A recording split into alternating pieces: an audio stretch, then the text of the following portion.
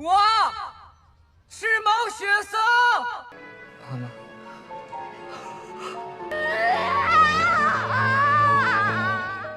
Halo, apa kabar kalian semuanya?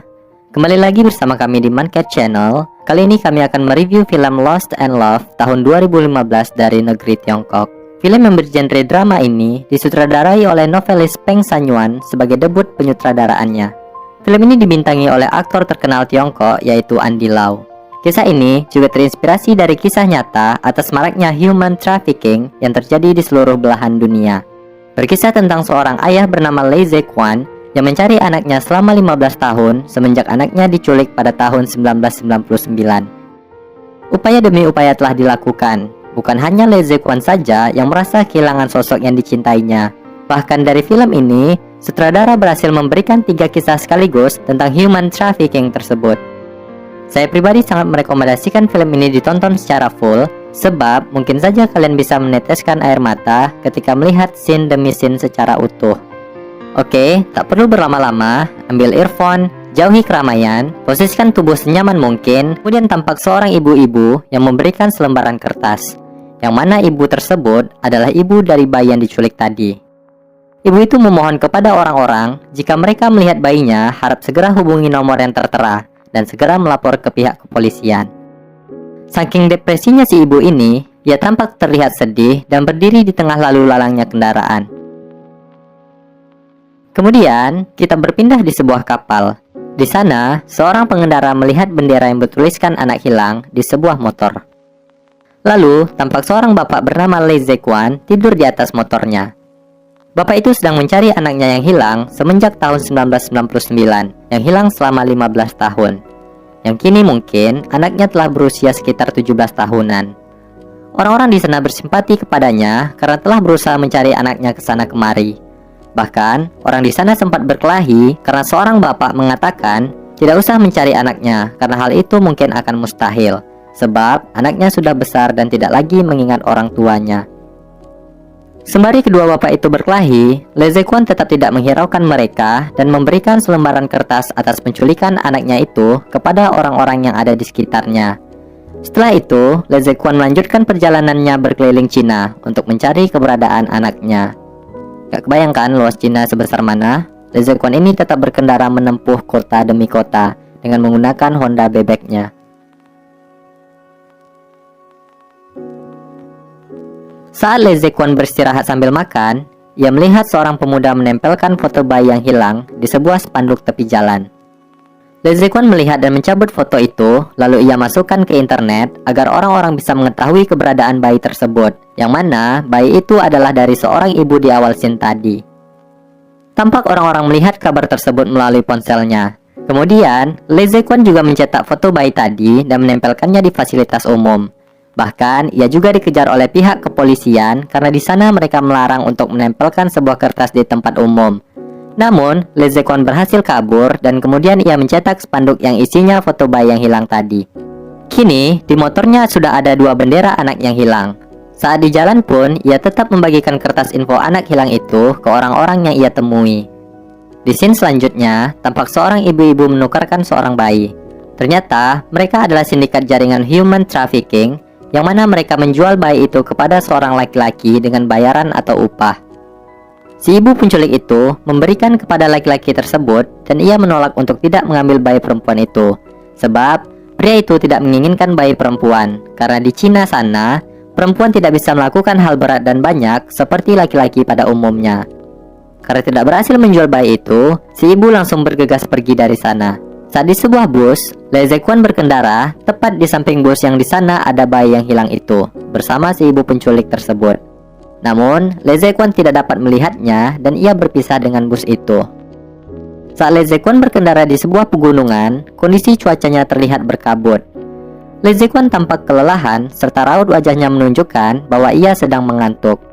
Namun apesnya di sini, ia tidak bisa menghindar lawan kendaraannya sehingga mereka pun bertabrakan dan membuat Lee Ze-kwon kecelakaan. Lalu ia pun pingsan.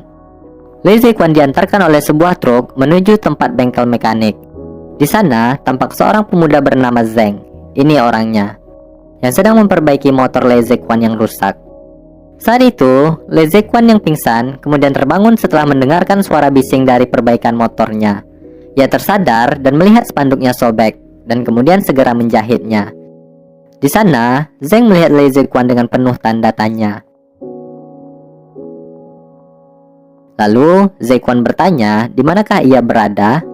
Zeng menjawab, ia berada di sebuah pegunungan Wuyi. Le Zequan kemudian menandai tempat yang telah ia kunjungi, lalu ia segera menanyakan upah perbaikan motor itu. Pemuda itu menjawab, apakah Le Zequan punya uang? Le Zequan berkata, suatu saat pasti akan kulunasi jika punya uang. Namun Zeng tidak meminta uangnya, dan ia menggratiskan biaya perbaikan motor itu. Uniknya, Le Zequan tetap mencatat semua uang orang-orang yang ia hutangi di sebuah buku catatannya. Kemudian, Le Zequan meminjam komputer Zeng untuk mencari sebuah informasi mengenai keberadaan anaknya yang hilang, serta anak si ibu tadi yang hilang juga. Setelah motor dan kondisi Le Zequan yang membaik, ia melanjutkan ke kota berikutnya untuk mencari informasi anaknya.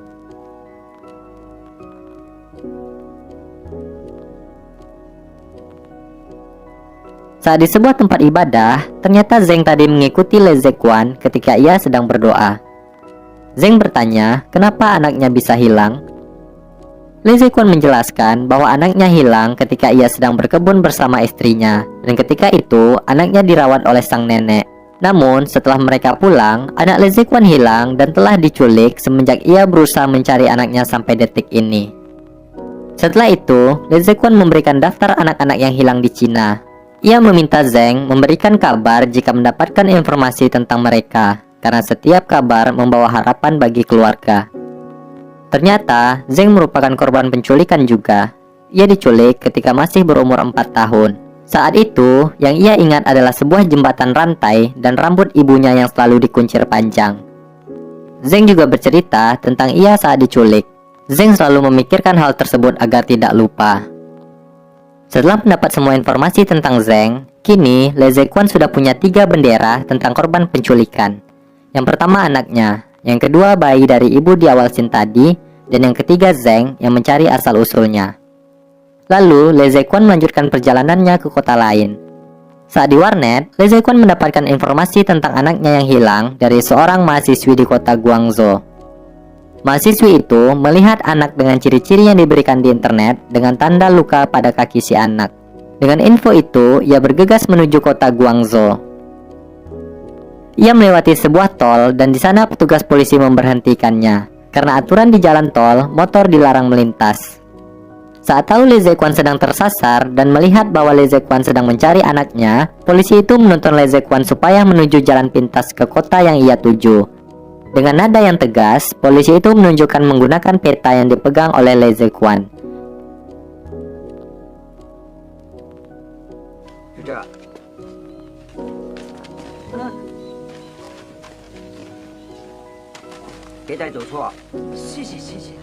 Kemudian ia melanjutkan perjalanannya. Singkat cerita, di sisi lain, ibu yang kehilangan bayinya tadi tampak masih menunggu kabar tentang anaknya di sebuah jalan.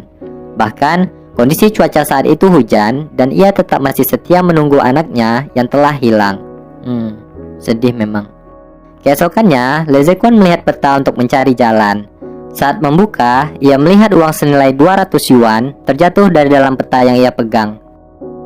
Kemudian, ia mencatat utangnya dari petugas polisi ke dalam buku.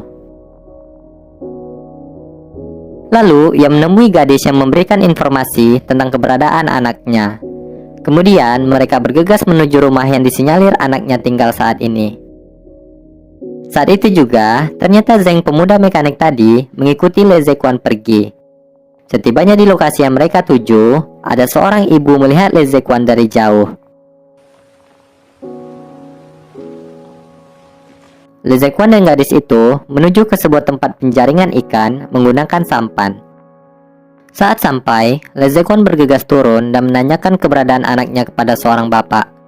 Dan di sana ia melihat anak yang disinyalir adalah anaknya.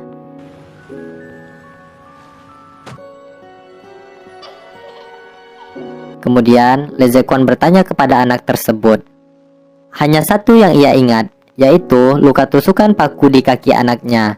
Kemudian, mereka mengeceknya dan ternyata benar. Namun di sini, Le Zequan ragu-ragu dan lupa di sebelah kaki mana luka tersebut berada. Karena ingin melihat luka kaki anaknya di kiri kakinya, kemudian bapak angkat anak itu melihat Le Zequan yang mengira dia telah salah orang. Lalu Zequan diusir oleh si bapak. Di sisi lain, si ibu tadi masih menunggu anaknya di sebuah jalan raya. Di sana, petugas kepolisian menyuruh si ibu untuk pulang dan menunggu kabar dari pihak kepolisian saja.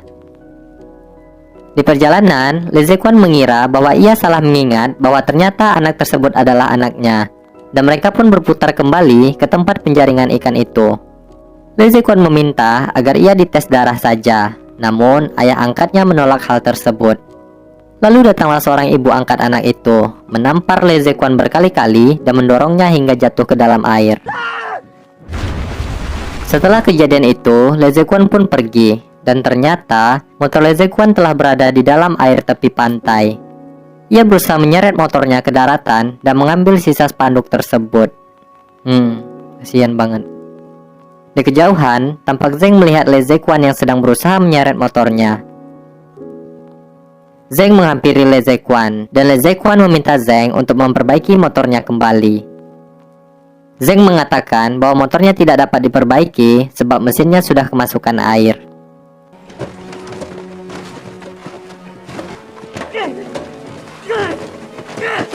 Karena kekeh terhadap motornya, mereka hampir saja berkelahi.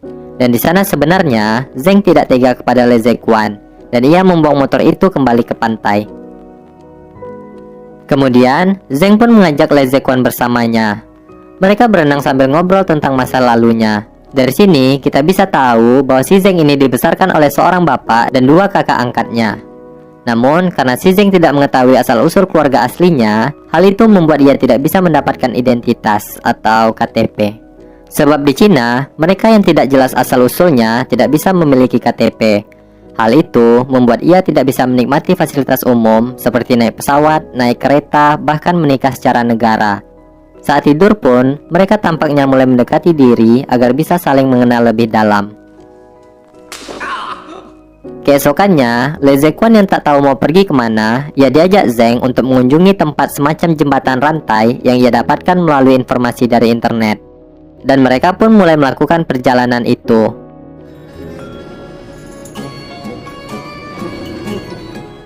Kota demi kota telah mereka lalui, sampailah mereka di sebuah tempat makan. Namun, karena mereka tidak punya uang, sang pemilik menyuruh mereka mencuci piring saja sebagai imbalannya. 上辈子估计没做啥子恶事，我喜欢了。居然在哪儿过夜了？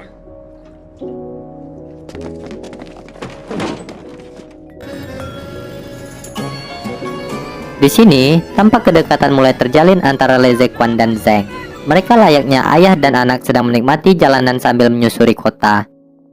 Kemudian, tibalah mereka di tempat jembatan rantai yang ia temui di internet.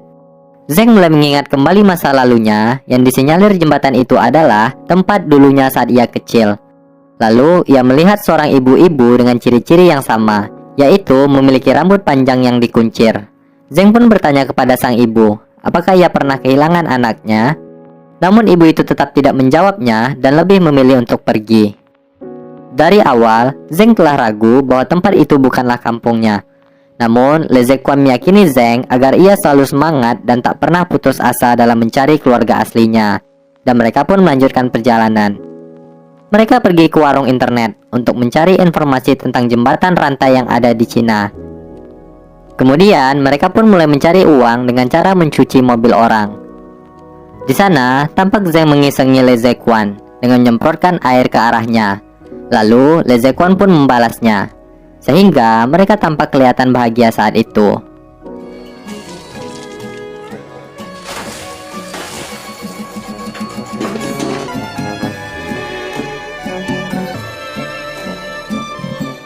Di suatu tempat, Zeng yang telah putus asa karena tidak tahu mau kemana ia mencari kampungnya. Sebab dari informasi yang ia dapatkan dari internet, ada 170.000 jembatan rantai di Cina. Oh my god, gimana nyarinya tuh? Di sini, ia tampak sedikit menyerah akan hal itu. Namun, Le Zequan kembali meyakini Zeng bahwa dia telah banyak menyusuri kota di Cina dan ia selalu semangat mencari anaknya. Bahkan di sini, Le Zequan berkata kepada Zeng bahwa baru saja 3 hari mencari orang tuanya, ia sudah patah semangat. Sedangkan Le Zequan sudah 15 tahun dan tak pernah pudar dalam berjuang mencari anak yang ia cintai. Mendengar hal itu, Zeng mulai kembali bersemangat dan mereka pun pergi ke kota berikutnya. Jembatan demi jembatan telah mereka lalui. Saat malam di sebuah pasar, Le Zequan melihat seorang bayi yang diyakini itu adalah bayi yang hilang dibawa oleh seorang wanita. Karena itu, ia pun mengejarnya. Namun karena ragu, ia lebih memilih kembali.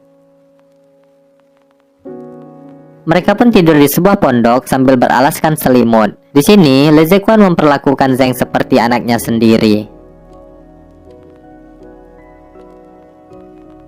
Keesokan paginya, mereka kembali mengunjungi jembatan rantai selanjutnya. Zeng curhat bahwa ia pernah jatuh cinta kepada seorang wanita, namun dilarang oleh ayah si cewek karena ia dianggap adalah anak yang tidak diharapkan. Le Zequan berkata bahwa ia tidak pantas mengatakan bahwa ia adalah anak yang tidak diharapkan. Namun Zeng marah dan menjawab bahwa itu memanglah kenyataan, dan ia pun pergi meninggalkan Le Zequan seorang diri. Di sebuah halte, Le Zequan menunggu mobil yang lewat untuk ia tumpangi. Setelah menunggu beberapa menit, tibalah Zeng menghampirinya dan memberi tumpangan kembali. Gitu dong.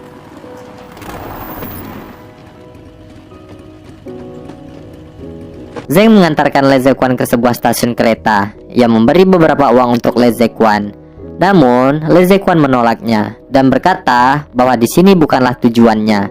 Dengan sedikit beberapa perdebatan, Le Zequan mengambil kembali spanduk yang ada di motor Zeng. Akhirnya, Zeng nyerah dan kembali mengajak Le Zequan untuk pergi. Di sisi lain, tampak seorang pemuda melihat bayi yang hilang itu bersama wanita penculik tadi. Dia langsung mendekati mereka dan memfoto bayi itu untuk meyakinkan apakah benar bayi itu adalah bayi yang diinformasikan di internet. Kemudian, ibu dari sang bayi itu mengingat masa-masa saat bersama dengan anaknya. Ia langsung pergi ke sebuah jembatan untuk berniat bunuh diri. Saat di bus, pemuda itu mengikuti si penculik tadi dan segera menelpon polisi. Alhasil, polisi berhasil menangkap sang penculik dan menyelamatkan sang bayi. Namun sayang seribu sayang, saat bayi itu telah ditemukan, ibu dari sang bayi itu mengakhiri hidupnya dengan cara melompat dari jembatan. Duh, kacau, padahal kan anak baru temuin tuh.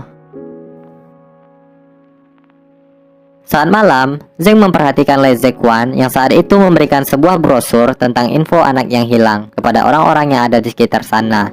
Saat tidur, Zeng kembali mengingat masa lalunya saat ia berada di sebuah jembatan rantai dan melihat ibunya dengan rambut yang dikuncir panjang. Saat setengah sadar, Zeng memberikan informasi baru bahwa bukan ia saja yang telah diculik di kampungnya pada saat bersamaan. Zeng telah diculik dengan temannya pada waktu yang sama. Mereka dibesarkan di keluarga yang berbeda. Namun, karena teman Zeng telah mendapatkan kehidupan yang baik, ia tidak berniat mencari keluarga aslinya. Alhasil, Zeng kini sendirian yang kembali mencari sosok orang tuanya. Dengan informasi tersebut, Le Zequan diam-diam pergi ke warung internet dan memberi kabar serta memposting bahwa ia mencari kampung yang pernah kehilangan dua anak sekaligus pada saat bersamaan. Dengan kekuatan netizen Cina, berita itu tersebar dan dilihat oleh seorang wanita berambut merah. Kemudian ia menelpon sebuah kantor polisi di sebuah tempat dan menanyakan apakah di tempat itu pernah kehilangan dua anak sekaligus pada tahun 1992. Petugas itu menjawab tidak tahu sebab ia baru saja bertugas di sana dan penculikan itu terjadi pada tahun 1992. Lalu petugas itu menanyakan ke petugas lainnya mengenai penculikan tersebut. Beliau menjawab bahwa pernah terjadi di kampung sebelah bahwa ada penculikan dua anak sekaligus setahun sebelum petugas itu lahir. Petugas tadi kembali menelpon wanita berambut merah dan memberikan kabar tersebut. Zeng tahu bahwa Le Zequan telah memposting dirinya mengenai dua penculikan sekaligus itu. Kemudian mereka melanjutkan perjalanannya untuk bertemu wanita berambut merah tersebut. Wanita itu mengajak mereka ke tempatnya, lalu menunjukkan jembatan rantai di kampung di mana Zeng dilahirkan. Di sisi lain, tampak seorang bapak dan seorang ibu sedang menunggu kabar anaknya yang telah hilang 22 tahun yang lalu di kantor polisi. Setelah wanita berambut merah itu menelpon, ayahnya menjawab dan dengan disaksikan oleh polisi. Peter, 我是你老孩儿，Peter。Zeng tampak sedih dan tidak menjawab ayahnya. Di sini Zeng sangat kesal kepada orang tuanya, kenapa ia bisa sampai diculik. Lalu Zeng pun pergi. Saat di tepi sungai, Le Zequan memberikan informasi bahwa saat itu ia hilang setelah ibunya menitipkan Zeng di pasar. Namun saat kembali, ibunya melihat Zeng telah hilang, serta jembatan gantung yang ia ingat kini sudah diganti dengan jembatan besar. Ibunya juga telah memotong rambut panjangnya dan juga selalu memimpikan Zeng yang hilang. Akhirnya setelah dijelaskan, Zeng mulai membersihkan dirinya dengan memotong rambut agar lebih rapi. Esoknya mereka mengunjungi kampung Zeng tersebut. Di perjalanan, Zeng memberikan motornya kepada Le Zequan dengan syarat Le Zequan tidak boleh menjualnya sampai kapanpun. Dan ketika Zeng telah mendapatkan KTP-nya, suatu hari nanti ia bakal mengunjungi Le Zequan menggunakan sebuah kereta. Lalu, sampailah Zeng di tempatnya, dan kita diperlihatkan spanduk bertuliskan "Selamat datang kembali Mao Suesong." Dan ternyata, nama Zeng bukan Zeng, melainkan Mao Suesong. Selama ini, ia salah menyebutkan namanya. Di sana, mereka disambut dengan banyaknya warga desa di jembatan itu. Lalu Zeng turun dan melihat orang tuanya dari kejauhan.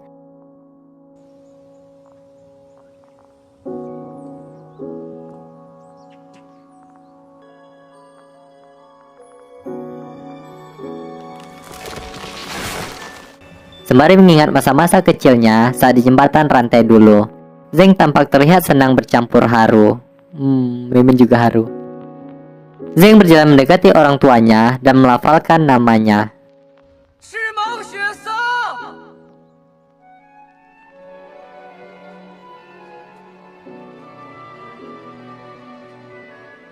Papa, 天天做梦。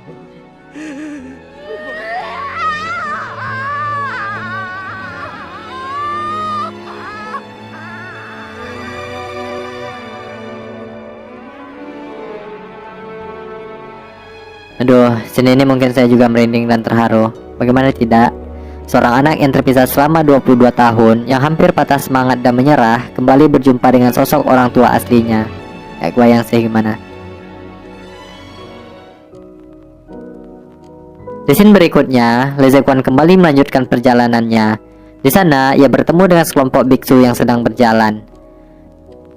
Di sisi lain, akhirnya Zeng membuat KTP-nya dan sekarang ia telah memiliki identitas. Kemudian Le Zequan berbaur dengan sekelompok biksu yang sedang bersemedi. Ia mengatakan, kenapa harus anaknya yang hilang? Lalu biksu itu menjawab. Kemudian, ia kembali bertanya, apakah ia akan bertemu dengan anaknya? Biksu itu kembali menjawab, pertemuan dan perpisahan itu ditentukan oleh takdir. Kalau kau terus mencarinya, takdir itu terus ada. Kalau kau menyerah, takdir itu akan menghilang. Hidup dan hati manusia sudah tersurat di dunia ini. Teruslah berbuat kebaikan, dan saat pada waktunya tiba, kau pasti akan berjumpa kembali dengan anakmu. Dan di akhir scene, tampak Le Zequan menulis sebuah catatan mengenai cerita tentang Zeng yang telah berhasil berjumpa dengan kedua orang tuanya. Serta Le Zequan kembali melanjutkan perjalanannya untuk mencari anaknya.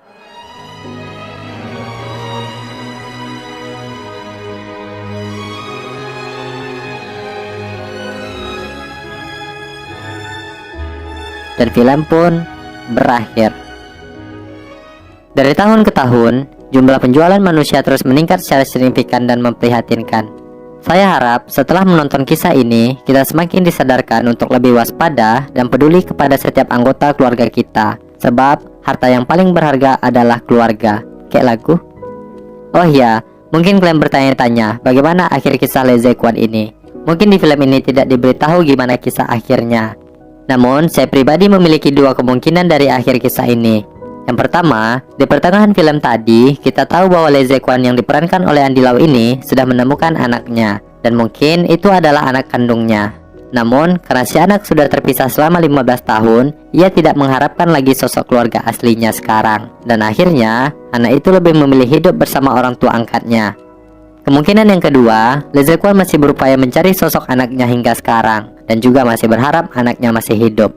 Oh iya, menurut informasi yang kami dapati, ternyata saat syuting ini, Andy Lau yang berperan menjadi Le Zequan sempat dikira gelandangan asli loh. Yang mana, waktu syuting di pusat kota, Ia dikejar oleh pihak kepolisian karena memakai pakaian lusuh, yang dikira dia adalah seorang gelandangan. Untung ada kru yang dengan sigap dan akhirnya berbicara kepada polisi. Bahkan saat syuting, Andy Lau yang sejatinya dikenal sebagai aktor yang elegan dan disukai banyak fansnya, saat break pun, Andy Lau masih kekeh memakai baju kumuh dan penuh dengan debu, serta ia lebih memilih makan di atas aspal saat istirahat. Upaya itu ia lakukan untuk mendalami karakternya dalam film tersebut. Wow, salut Om Andy. Oke, sampai di sini perjumpaan kita kali ini. Jika kalian memiliki referensi film untuk direview, silahkan komen di bawah ya. Sampai jumpa dan terima kasih.